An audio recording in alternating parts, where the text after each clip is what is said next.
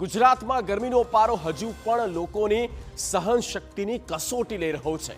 હવામાન વિભાગે સ્પષ્ટ કર્યું કે આગામી 28 તારીખ સુધી ગરમીમાંથી કોઈ ખાસ રાહત મળવાની નથી।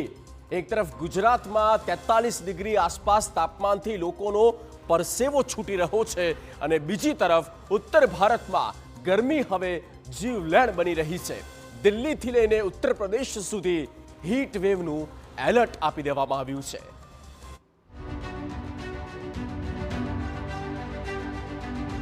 રાજ્યમાં ગરમીનો માર રહેશે યથાવત।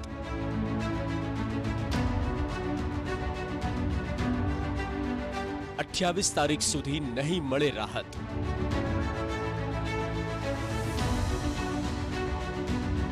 તેતાલીસ ડિગ્રી આસપાસ રહેશે વાતાવરણ।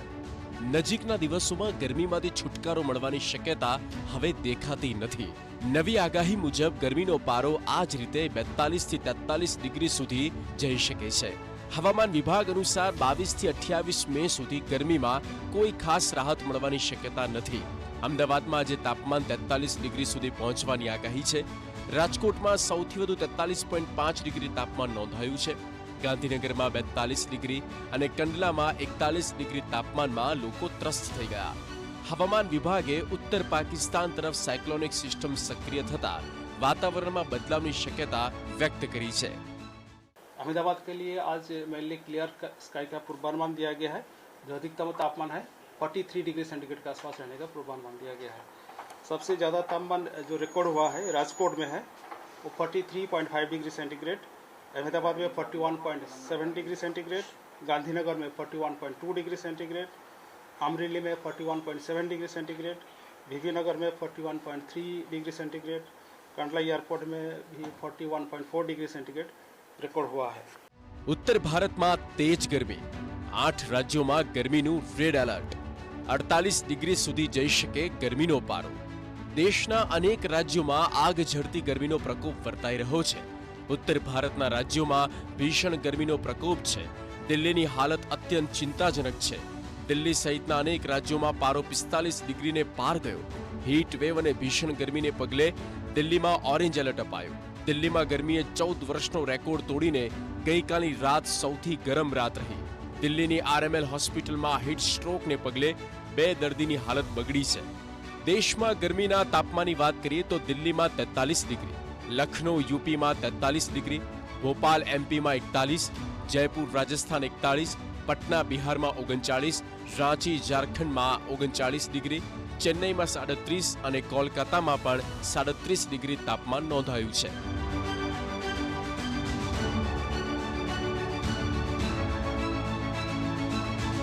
देशभर में गर्मी साथे वीजळीनी मांग में वधारो थयो।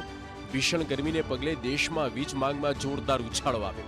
देश में वीजळीनी मांग वधीने 271 गीगावॉट पर पहुंची। जून महीना में वीजळीनी मांग वधीने 283 गीगावॉट थई शके।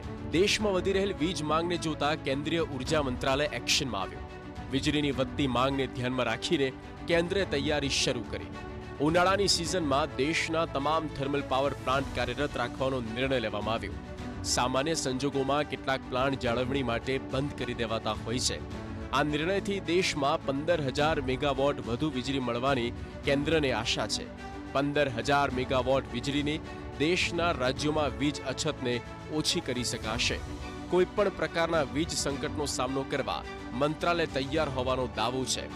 હવે વાત કરીએ સૌથી મોટા રાજ્ય ઉત્તર પ્રદેશની, જે દેશનું સૌથી ગરમ રાજ્ય બન્યું। ઉત્તર પ્રદેશના જિલ્લાઓમાં કાળઝાળ ગરમી છે અને સતત ચોથા દિવસે યુપીનું બાંદા દેશનું ગરમ શહેર બન્યું।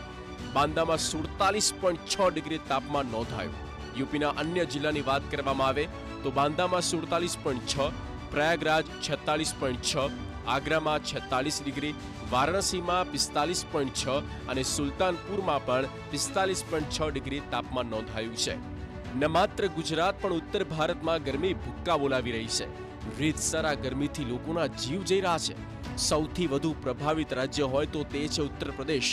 આગાહીને જોતા લાગી રહ્યું છે કે તાપમાન ઘટવામાં હજુ 1 અઠવાડિયાનો સમય લાગી શકે છે। Bureau report, TV9।